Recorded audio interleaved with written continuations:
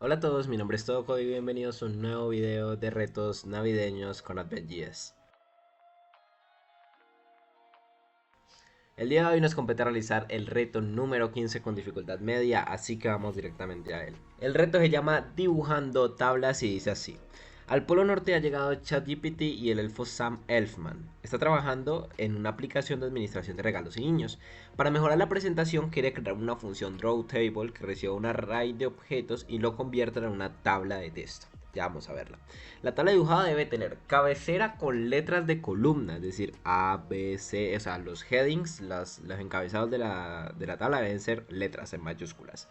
El contenido de la tabla son los valores de los objetos. Es decir, cada una de las celdas pues son los valores que toman los objetos. Los objetos tienen una estructura y pues yo voy pasando como ese arreglo de objetos como si fuera ya una matriz, previa, una matriz dibujada. Los valores deben estar alineados a la izquierda, son una de las características. Los campos dejan siempre un espacio a la izquierda y siempre dejan un espacio a la derecha. O sea, a la izquierda y a la derecha de cada columna hay un espacio en blanco, básicamente.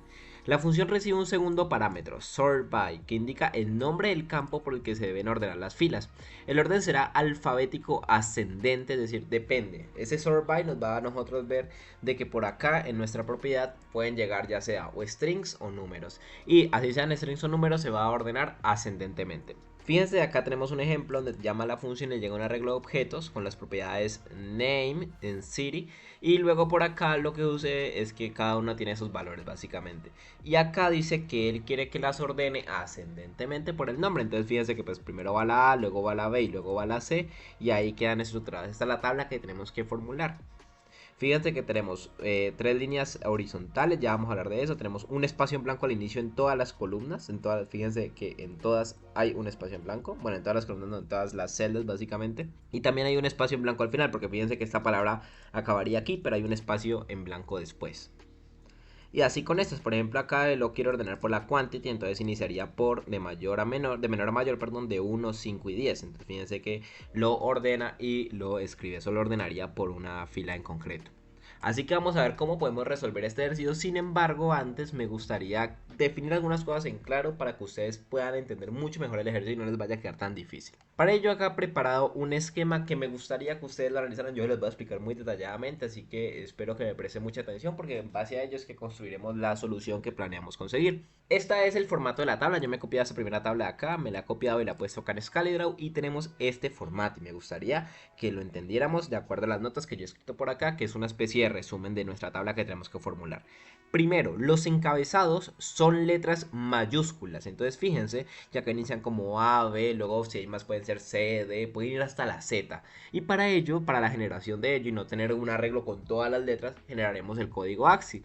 Recordemos que el código AXI son códigos que hacen referencia a ciertos caracteres. Y fíjense que los caracteres que son las letras mayúsculas inician desde el número 65. Es decir, hay un método en JavaScript que es este precisamente string.fromSharCode, que lo que hace es que yo le paso un código AXI y él lo que hace es que me lo convierte directamente a la letra o a su equivalente, ¿no? En este caso a su equivalente, no solo son letras.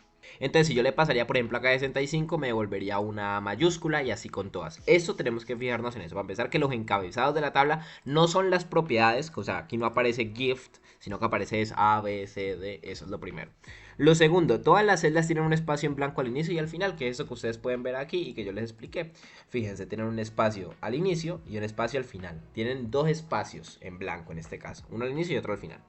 Luego que el ancho de cada columna, es decir, el ancho que tiene la columna A y la columna B, son distintos. Es decir, ellos van a variar. Es decir, por ejemplo, acá se ve mucho más claro. El ancho que tiene la columna A es muy distinto al ancho que tiene la columna B. O sea, no son iguales. Y bueno, ¿de qué depende ese ancho? Entonces vamos a verlo acá en la fórmula. Dice, se calcula como el ancho del valor con mayor longitud más 2. ¿Cómo así? Y lo vamos a ver por skin. La idea es que nosotros por cada columna viéramos cuál es el valor que tiene mayor longitud en esa columna. Es decir, en este caso, por ejemplo, en la columna A, tenemos que buscar en estos valores cuál es el que tiene mayor longitud. También considerando pues la del encabezado, ¿no? Eso es lo primero, la longitud inicial pues base va a ser 1. Es decir, la longitud del carácter va a ser 1.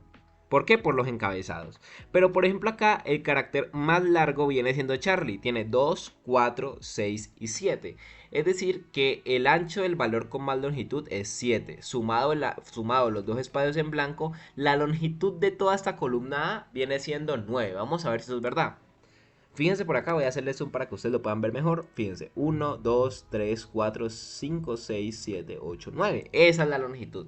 Luego, por ejemplo, aquí, vamos a ver que acá lo vemos mucho mejor. Por ejemplo, acá, ¿cuál es la longitud del máximo valor de la columna B? 2. Entonces sería 2 más 2, 4, ¿no? Entonces acá tenemos 2 y 4. Así es como se define el ancho de cada columna. Eso es lo que quiero que ustedes lo entiendan. Luego, la cantidad de espacios en blanco después de cada valor. ¿Cómo así? Esto tiene unos espacios en blanco. Es decir, si esto fuera A, ¿cuántos espacios en blanco yo tengo que dejar para que se cumpla esa restricción de mi ancho de columna?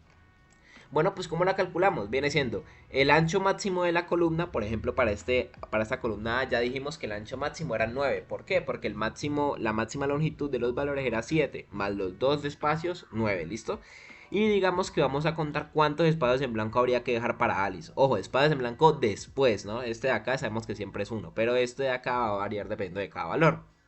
Entonces, ¿cómo calculamos eso? Pues viene siendo el ancho máximo de la columna, que en este caso era 9, le restamos la longitud del valor. ¿Cuál es la longitud de Alice? Son 5, entonces 9 menos 5, 4. Y al final le restamos 1. ¿Y por qué le restamos 1? Porque recuerden que en este ancho máximo de la columna estábamos también contando el del inicio, pero nosotros acá estamos contando los espacios solo después. Entonces por eso le restamos 1. Entonces nos daría 9 menos 5 viene siendo 4 menos 1, 3. Vamos a ver si es verdad.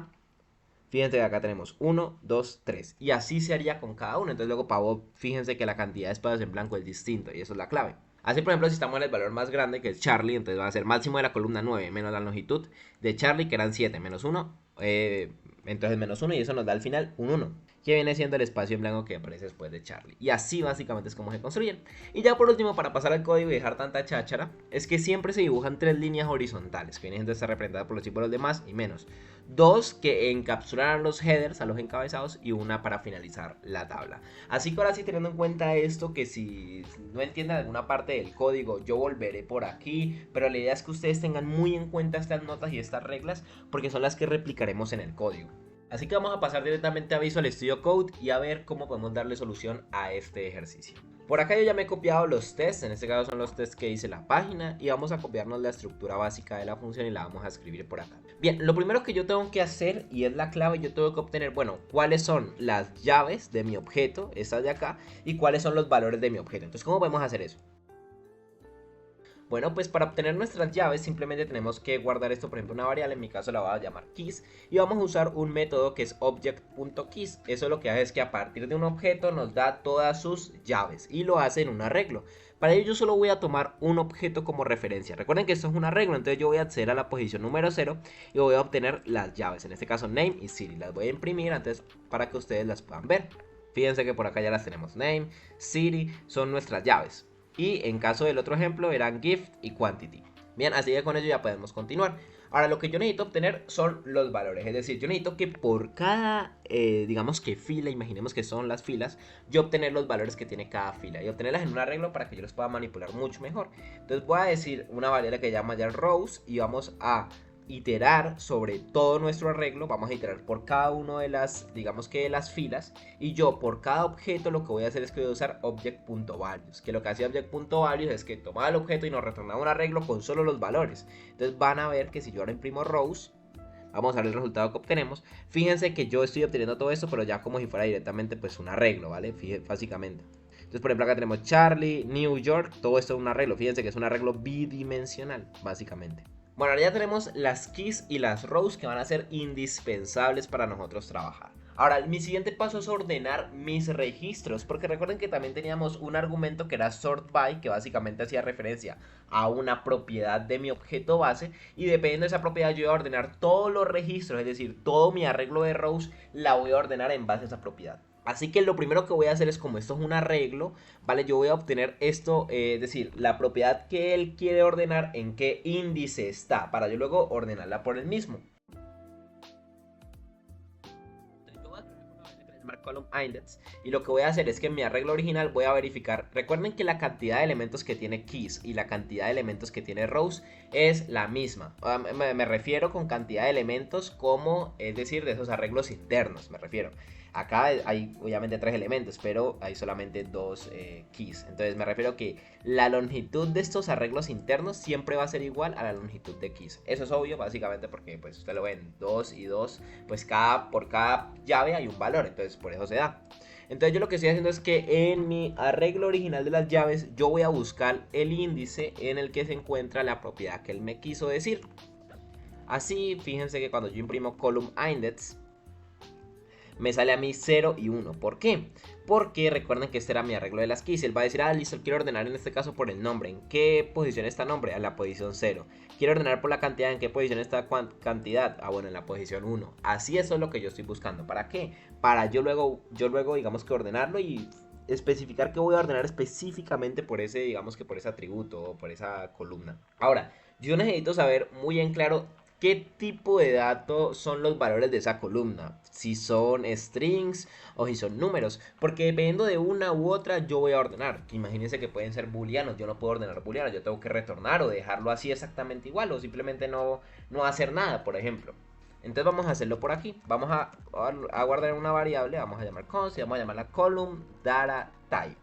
Y lo que vamos a hacer es que vamos a obtener el tipo con este type of, esa instrucción que nos permite obtener el tipo de mis filas en la posición 0. Recuerden que cuando yo digo de filas estoy accediendo a estos valores. ¿Por qué estoy accediendo a la posición 0? Porque a mí solo me interesa el tipo de dato de la primera. ¿Por qué? Porque yo sé que todos los tipos de datos, aparentemente, si todo está bien estructurado, van a coincidir. Es decir, si esto es string, el name va a ser string, name va a ser string. Si esto es un string, entonces va a ser así. Si quantity es un number, pues en la otra también será un number y así sucesivamente. Entonces a mí solo me interesa tomar como una de referencia y yo voy a acceder en este caso a la posición de la columna que él quiere ordenar.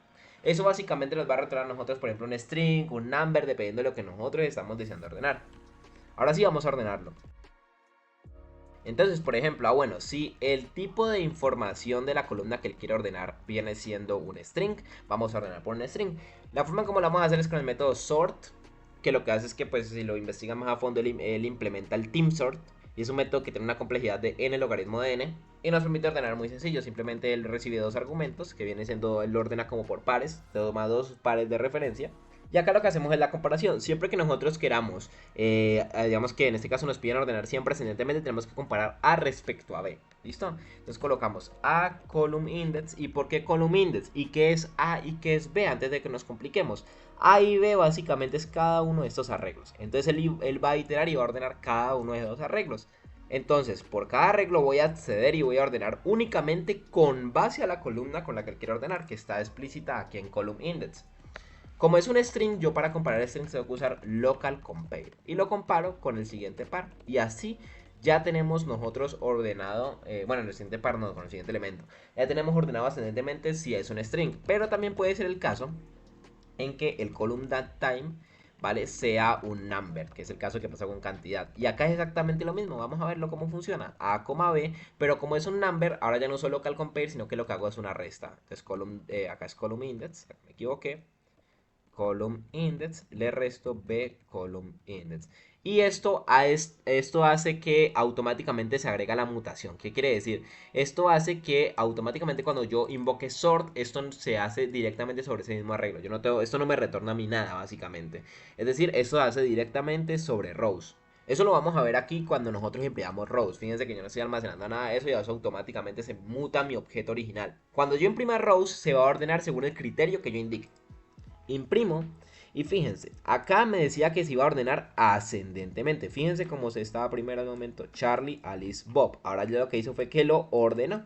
En este caso fue aquí primeramente por el nombre y acá por la cantidad. Entonces vemos que ya está funcionando tanto si queremos ordenar ya sea un string o si sea un number. Ya tenemos un paso por lo menos importante que es por lo menos ya ordenar la información. A partir de aquí ya empezamos con todo lo que tenga que ver con el dibujado de la tabla. Bien, ahora lo que me interesa es calcular el máximo de cada columna, es decir, cuál es la longitud máxima o el ancho máximo de cada una de las columnas. Y fíjense que acá lo teníamos nosotros especificados, pero le decían que lo tuvieran muy en claro. Era el ancho del valor con mayor longitud más 2. Yo me voy a crear por acá un arreglo que le voy a llamar column width y vamos a inicializarlo vacío y vamos a ir llenándolo porque vamos a iterar sobre cada digamos que sobre cada columna que está representada a su vez por cada key.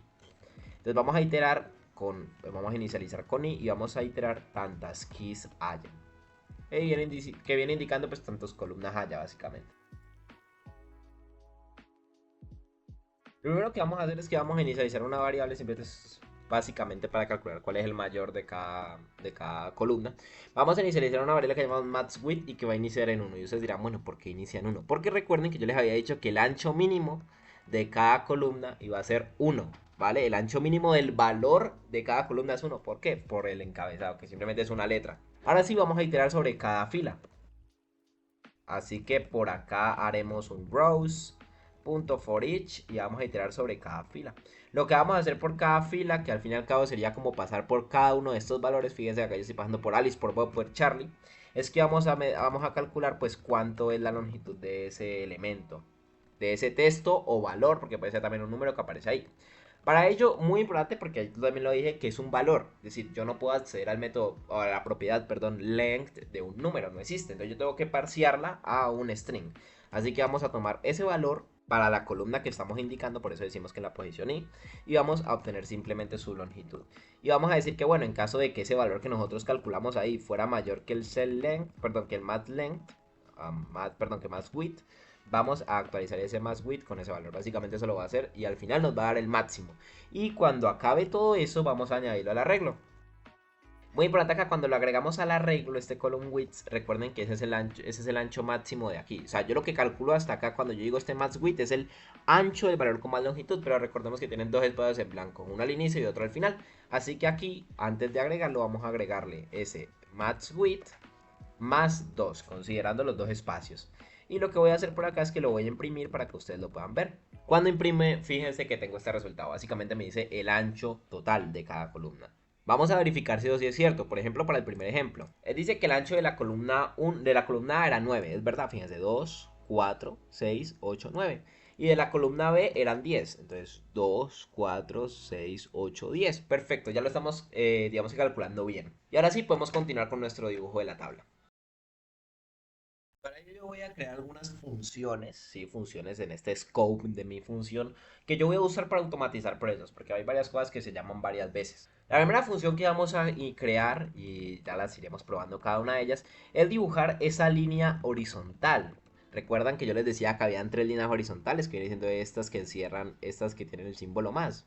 Yo lo que voy a hacer es que voy a recibir un argumento que va a ser opcional porque va a venir por defecto. Por defecto va a ser true. Y me refiero si hay un salto de línea. ¿Y por qué es importante tener esto? Porque por ejemplo si son las primeras del encabezado, esto tiene salto de línea porque debe continuar con la siguiente. Esta de acá tiene salto de línea porque ya continúa con las filas. Pero esta de acá no tiene salto de línea porque ya después de ahí no va nada. O sea, en ese caso no habría salto de línea. Lo que vamos a hacer es que vamos a iniciar con la variable line, que fíjense que inicia esa línea con el símbolo de más. ¿Listo? Luego vamos a iterar sobre cada ancho de cada columna que nosotros ya hemos calculado previamente. Y lo que vamos a hacer es que a cada una de esas lines yo le voy a agregar ¿qué cosa? Fíjense que van los símbolos menos. ¿Cuántos símbolos menos aparecen? Pues tanto ancho tenga esa columna en concreto que nosotros estemos iterando. Así que esto se repetirá cada ancho de la columna. Y al final, ¿con qué termina? Con otro símbolo más para que dé paso a la siguiente columna.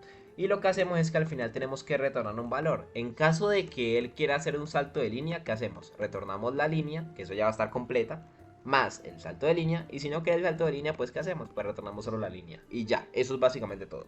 Así que por acá vamos a empezar a dibujarla. Sobre todo para que ya tengamos un poco de visión acerca de lo que estamos haciendo y vamos a seguir el progreso.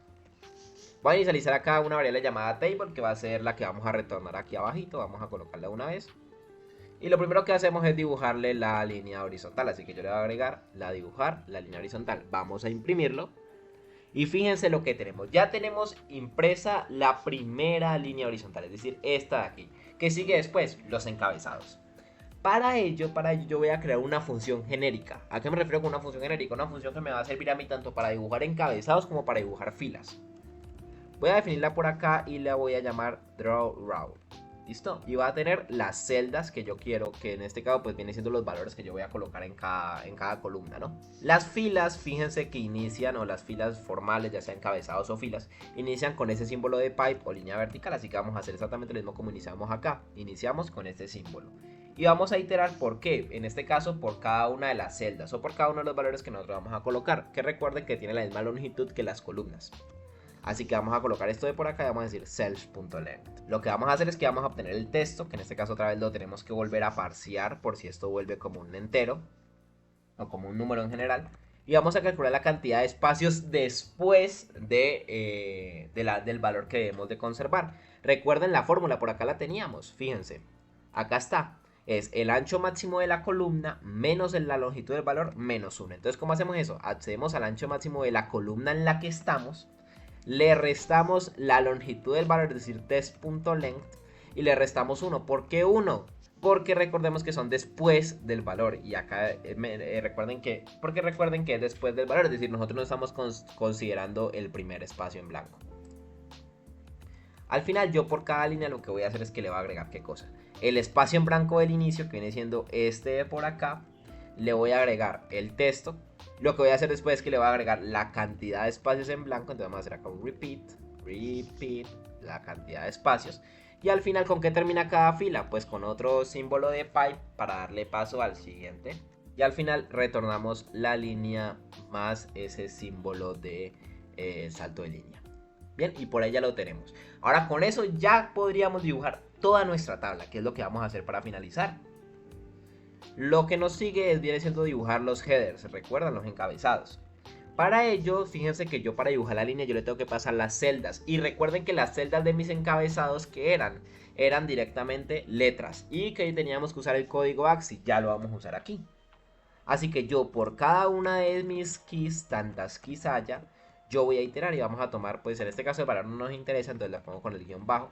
Y si nos interesa es el índice. ¿Por qué? Porque dependiendo del índice está la posición 0. Entonces sería 65, que es el valor inicial, más 0, el A. La siguiente sería la posición 1, 65 más 1, 66, y cogería la B. Y así con cada uno de ellos, espero que me entiendan. Entonces vamos a usar ese método que es from chartcode y vamos a usar 65. ¿Y por qué 65? Porque fíjense que las mayúsculas inician desde el código 65 y le sumamos I. Y ya teníamos los headers. Lo que vamos a hacer es que a la tabla le vamos a dibujar ¿qué cosa? La fila de qué. ¿Y cuáles son las celdas? Los headers. Imprimimos. Y fíjense que por ahí ya tengo impreso los headers. Perfecto. Después de los headers que venía otra línea horizontal. Entonces draw horizontal line. Ya con esas funciones podemos hacer de todo. Fíjense que ya tenemos lo primero de mi tabla, que viene siendo los encabezados, y nos queda imprimir cada una de las filas. Para ello vamos a hacerlo por acá, voy a colocar acá un comentario que diga rows. Vamos a colocar y vamos a iterar por cada una de las columnas, y por cada columna lo que vamos a hacer es que ya le vamos a añadir al table, que es nuestro string, la dibujada de esa digamos, esa fila en concreto. Imprimimos y fíjense que ahí ya tengo impreso todos los datos de mi tabla. Ya lo único que nos queda es dibujar esa línea del final, que recuerden que no tenía salto de línea.